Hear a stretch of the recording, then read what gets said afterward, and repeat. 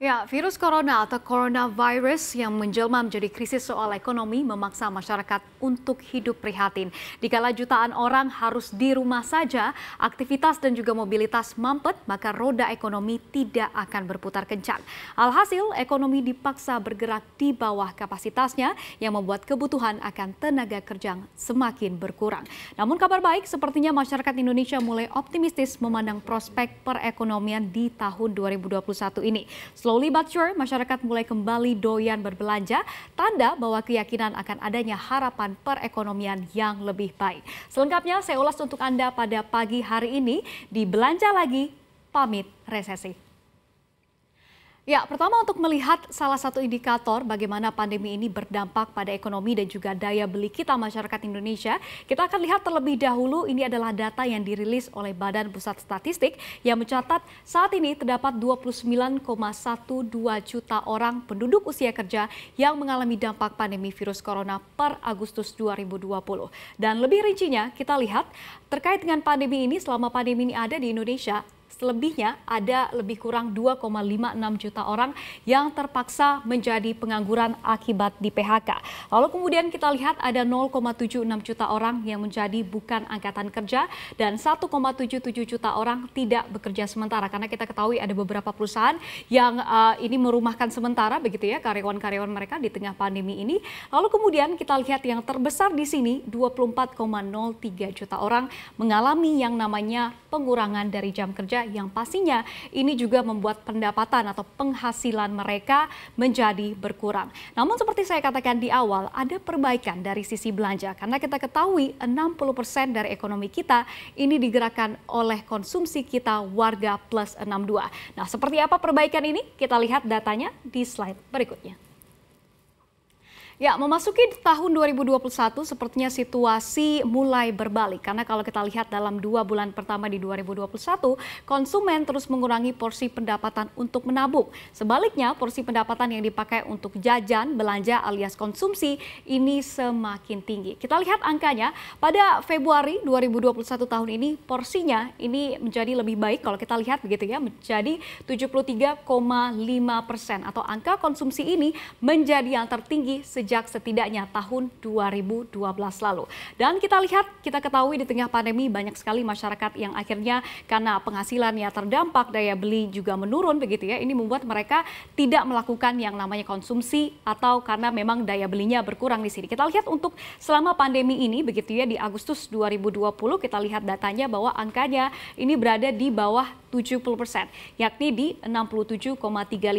Lalu kemudian di September terjadi perbaikan sedikit ke 68,8%. Di Oktober juga demikian ada perbaikan sedikit di 69,36%. Namun kalau kita lihat di November hingga ke Desember begitu ya, angkanya ini cukup berfluktuasi, turun menjadi 68,8%, namun naik sedikit lagi, yakni di Desember 2020 menjadi 69,04%. Namun kalau kita lihat perbedaan yang ketara begitu ya, ini terjadi di tahun 2021 di mana di Januari 2021 angka ini naik dari kisaran 60-an persen menjadi 73,16% dan di Februari seperti saya katakan tadi begitu ya, ini adalah tertinggi sejak tahun 2012 lalu. Dan kalau kita lihat hal senada ini juga ditujukan dari data IKK Indonesia atau Indeks Keyakinan Indonesia yang mencerminkan tingkat keyakinan kita atau percaya diri kita melihat perekonomian Indonesia juga semakin membaik. Seperti apa datanya? Kita lihat juga di slide berikutnya.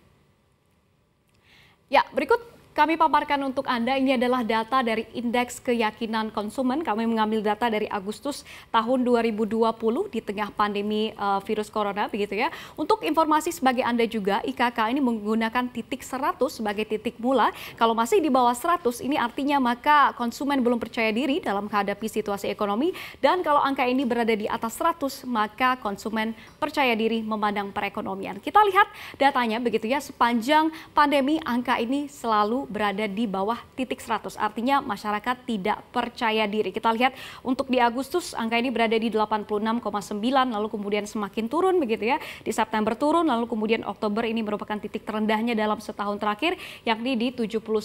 Namun kalau kita lihat menjelang akhir tahun begitu ya, ini terjadi perbaikan yang cukup signifikan dari 79 ke 92, lalu kemudian ini juga terjadi perbaikan lagi di bulan setelahnya di Desember, angka ini naik menjadi 96,5, namun di Januari memang sedikit turun begitu ya. Namun kalau kita lihat turunnya ke 84,9 dan Februari di 85,8, ini tetap menunjukkan perbaikan dibandingkan pada Agustus tahun 2020 lalu yang kita kalau lihat bahkan di Oktober begitu ya, angka ini sempat di 79 atau di bawah kisaran 80. Nah, walaupun kalau kita lihat dua indikator ini mencerminkan adanya perbaikan, ada satu lagi indikator yang mengatakan sebaliknya, yakni penerimaan pajak kita yang masih jauh di bawah target alias masih seret. Kita lihat data untuk penerimaan pajak negara kita di slide berikutnya.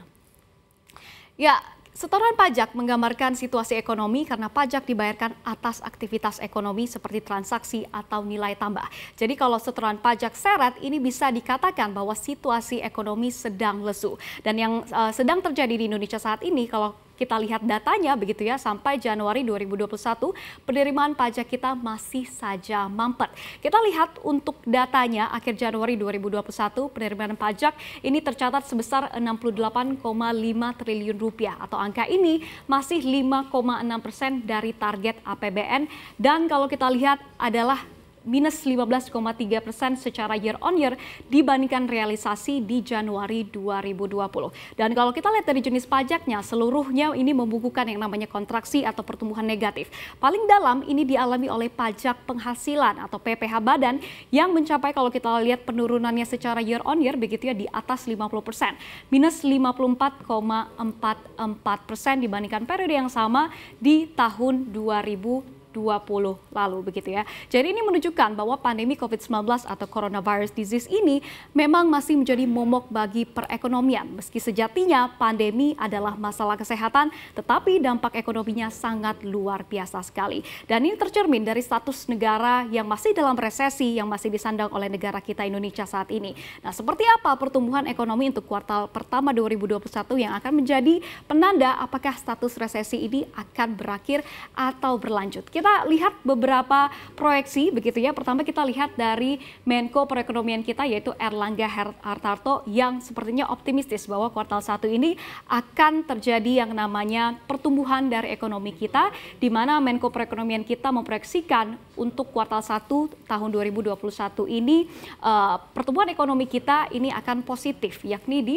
1,6 hingga di 2,1%. Namun kalau kita lihat dari beberapa lembaga research ekonomi begitu ya, ini semuanya sepertinya kurang optimistis nih memandang perekonomian kita di kuartal 1 ini walaupun di tengah tahun pemulihan ekonomi dan juga progres dari vaksinasi yang masih berlangsung di negara kita. Kita lihat untuk Indef sendiri ini memproyeksikan bahwa ekonomi kita di kuartal 1 akan minus di 1%, lalu kemudian Research Center of Reform on Economics atau CORE ini juga mengatakan bahwa pertumbuhan ekonomi kita akan negatif, tapi mereka tidak memberikan angka pastinya begitu ya, namun mereka mengatakan bahwa memang walaupun di tengah vaksinasi ini masih berjalan, namun sepertinya pertumbuhan ekonomi kita masih akan negatif karena itu dia tadi daya beli masyarakat yang masih sangat-sangat terdampak oleh pandemi virus corona. Jadi berikut ini adalah gambaran walaupun beberapa indikator seperti konsumsi, IKK ini menunjukkan perbaikan, ekonomi kita masih harus berjuang untuk keluar dari yang namanya resesi. Nah, mampukah konsumsi kita masyarakat Indonesia mengeluarkan RI dari jurang resesi di tahun pemulihan ekonomi ini?